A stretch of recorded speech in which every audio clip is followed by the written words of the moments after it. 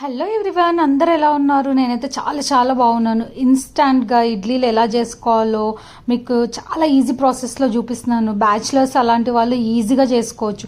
నా దగ్గర రాగి అటుకులు ఉన్నాయి, అందుకే ఇడ్లీలు అలా వచ్చాయన్నమాట. రాగి అటుకులని ఒక కప్ రాగి అటుకులు కరెక్ట్ మెజర్మెంట్ వినండి. రాగి అటుకులు ఒక కప్పు తీసుకోండి. తర్వాత దాన్ని గ్రైండ్ చేయండి. ఎక్కువ సాఫ్ట్గా గ్రైండ్ చేయొద్దు, రవ్వ ఉండేటట్లు గ్రైండ్ చేసుకోవాలన్నమాట. బ్యాచిలర్స్ అయితే ఇట్లా నానబెట్టడానికి ఇలా రాదు కదా, అలాంటి వాళ్ళు ఇట్లా ఈజీగా మిక్సర్ ఉంటే ఇలా ఈజీగా చేసేసుకోవచ్చు అనమాట.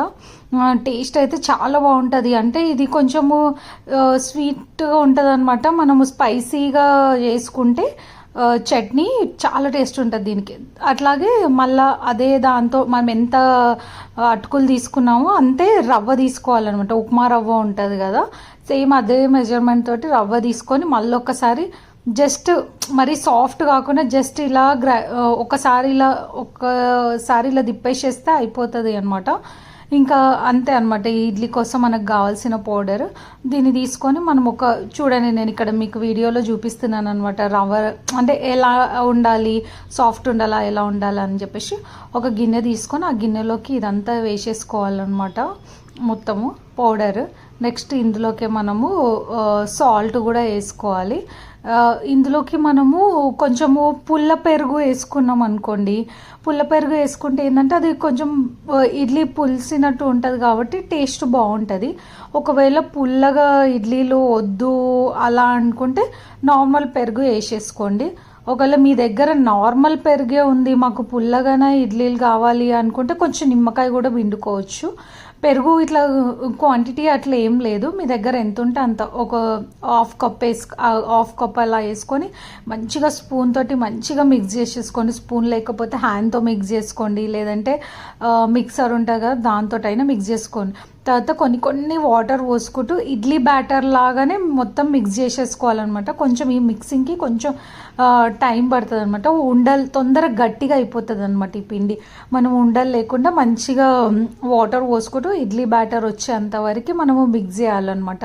ఇక్కడ వీడియోలో చూపిస్తున్నట్టు కొద్దిగా వాటర్ పోసుకొని మరీ ఎక్కువ వస్తే అవి ఇడ్లీ లాగా రావన్నమాట. ఇడ్లీ బ్యాటర్ టైపు ఇక్కడ నేను వీడియోలో చూపిస్తున్నట్లు చేయాలన్నమాట. చేసేసి మంచిగా మిక్స్ చేసేసుకోవాలి అనమాట.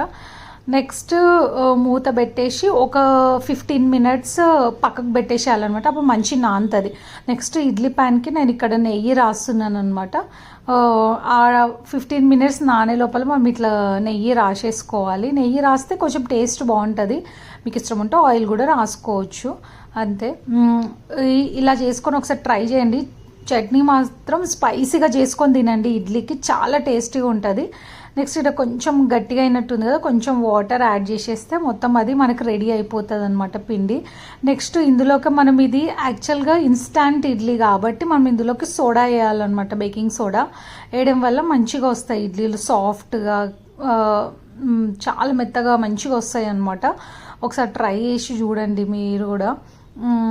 ఇలా మనము అప్పుడప్పుడు ఒక్కొక్కసారి మర్చిపోతుంటాం కదా నానబెట్టడము, పిల్లలు తింటా అన్నప్పుడు ఇలా చేసి చూడండి. టేస్ట్ అయితే చాలా బాగుంటుంది.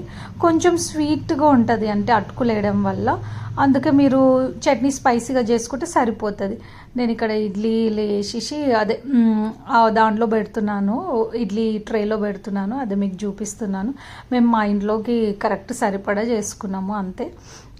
ఇడ్లీ కుక్కర్ లేని వాళ్ళు నార్మల్ కుక్కర్లో కూడా పెట్టుకోవచ్చు. అంటే ఇడ్లీ ట్రే సరిపోయేంత కుక్కర్ ఉంటే పెట్టుకోవచ్చు. నెక్స్ట్ ఇక్కడ ఇడ్లీలు చూసారా ఎంత బాగా అయినాయి సాఫ్ట్గా, మీకు అదే చూపిస్తున్నాను నేను. సాఫ్ట్గా ఇట్లా ప్రెస్ చేసి, ఇవి నేను బ్రౌన్ అటుకులు కాబట్టి బ్రౌన్ కలర్